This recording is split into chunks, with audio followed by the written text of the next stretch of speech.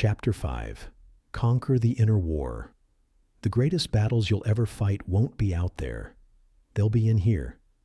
Not against enemies, not against the world, but against the storm inside your own mind.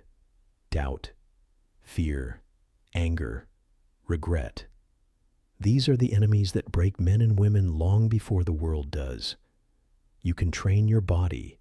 You can master your schedule. But until you master the inner war, you're still a prisoner.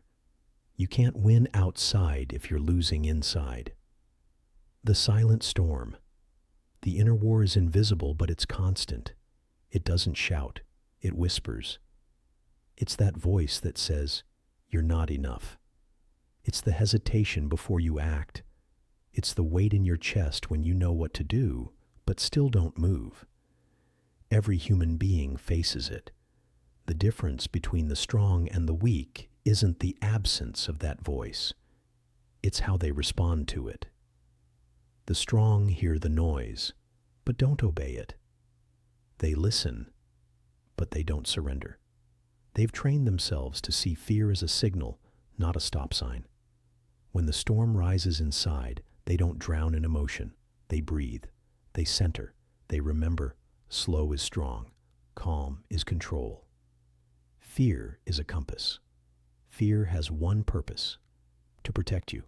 But left unchecked, it becomes your warden. Most people run from fear. The strong run toward it, because fear always points toward growth. It shows you where your next lesson is. It shows you where your strength is hiding. The fear of speaking up, that's where your voice is. The fear of starting over, that's where your courage is. The fear of failing, that's where your evolution is. When you stop fearing fear, it becomes fuel. You have to reframe it. Don't say, "I'm scared." Say, "I'm alert. I'm alive. My body is preparing me for battle." That's not anxiety. That's activation. Every time fear shows up, tell yourself, "This is my edge. This is where I grow." The enemy within, self-doubt. Doubt is subtle. It pretends to be logical. It tells you to be realistic. It asks you, what if it doesn't work? But discipline asks a better question. What if it does? Doubt kills dreams faster than failure ever could, because doubt stops you before you even begin. You can't silence doubt completely, but you can starve it. How? Through evidence. Every small win, every moment of follow-through, every day you show up when you didn't feel like it. You're building proof that you can be trusted, and that's how confidence is really built. Not through hype, through evidence. You don't need to believe in yourself blindly. You need to prove to yourself daily that you keep your word, because self-trust is the armor that protects you in the inner war. The power of stillness. In war, soldiers pause before engagement. In surgery, doctors breathe before they cut. In competition, athletes visualize before they move. They don't rush into the fire. They center first. Stillness is not weakness. Stillness is strategy. When chaos hits your mind, don't respond immediately. Don't argue with yourself. Don't spiral. Stop. Breathe.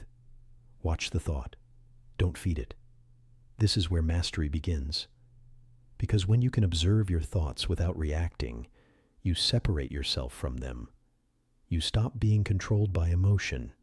You start controlling it. Your pause is your power. That's the rule. That's how calm begins. Not by denying the storm, but by standing still inside it. The story. You tell yourself. The inner war is fought through narrative. Your story decides whether you rise or retreat. Most people tell themselves stories of failure, rejection, or limitation. I always mess things up. No one understands me. I can't handle this. But here's the truth. The story is optional. You wrote it, you can rewrite it. Change "I can't" to "I'm learning," Change, "This is too hard," to "This is my training." Change "Why me?" to "Try me." Your brain believes what you repeat. So if you keep repeating weakness, you'll live it. If you repeat strength, you'll become it. It's not magic, it's wiring. Words create focus. Focus creates feeling. Feeling creates behavior. Tell yourself a stronger story, because in the end, your mind obeys your voice. The past is not your prison. Many people lose the inner war because they're fighting ghosts, memories of failure, old pain, broken trust. They replay what went wrong. They relive what they lost. And in doing so, they lose twice, once in the past and once again in the present. You cannot change the past, but you can change what it means. That's where healing starts, not by erasing pain, but by redefining it.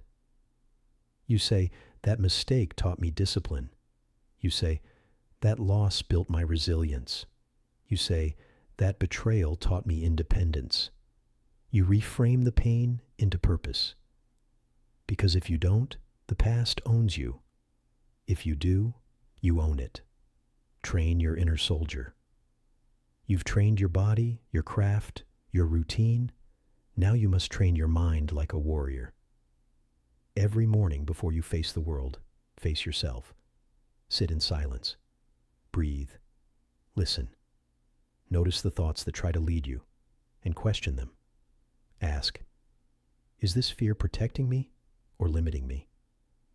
Is this thought true or just familiar? Is this voice mine or someone else's expectation?" That's how you sharpen awareness. That's how you become mentally bulletproof. Because the world will always test you. But the world can't control a mind that's trained to respond with calm. The strategy of self-dominance. Winning the inner war isn't about perfection. It's about dominance. Dominance over impulse. Dominance over distraction. Dominance over doubt. You dominate your mind through repetition. You replace negative habits with constructive ones. You replace emotional reaction with calm evaluation. When a negative thought appears, you don't fight it. You redirect it. When fear rises, you don't collapse. You use it as energy. When anger stirs, you don't lash out. You convert it into focus. This is self-command. This is leadership from within. And the one who leads himself cannot be led by chaos. The victory. You win the inner war not by silencing your mind, but by mastering it. You stop identifying with every emotion. You stop surrendering to every fear. You stop chasing external calm because you've built it internally. The storms will still come, but now you are the mountain, unmoved, grounded, clear. You've learned to fight without frenzy. You've learned to think without panic. You've learned to breathe through the fire. And that's the essence of inner strength. Not the absence of battle, but the presence of control. Transition to next chapter. You've conquered the war within. You've built calm where chaos used to live.